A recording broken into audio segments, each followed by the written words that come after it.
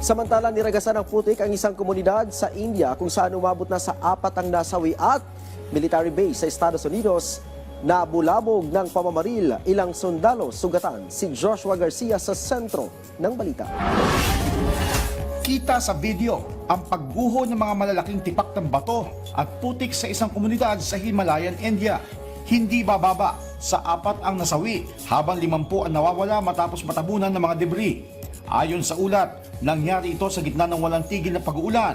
Sa ngayon, patuloy ang search and rescue sa lugar.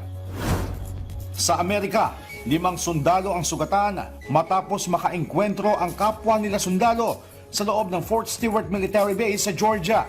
Kinilala ang isa sa mga naaresto suspect na si Sergeant Cornelius Radford.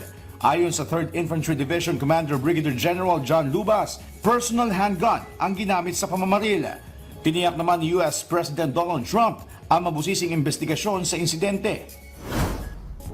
Inaprubahan ng Italian government ang kontrobersyal na bridge project na pinondohan na nasa 13.5 billion euros. Layo nitong pagdutungin ng isla ng Sicily at mainland Calabria. Itinuturing ito magiging pinakamahabang suspension bridge sa mundo na may habang 3.3 kilometers. Magsisimula ang konstruksyon sa Setyembre at target matapos sa taong 2032.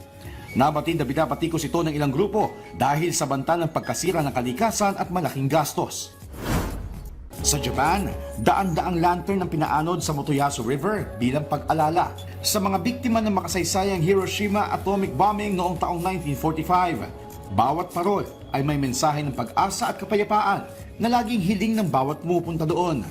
Ayon sa ilan, ang taunang pagbisita nila sa lugar ay naging tradisyon na para alalahanin ang mga nasawi at alamin ang kwento ng kasaysayan.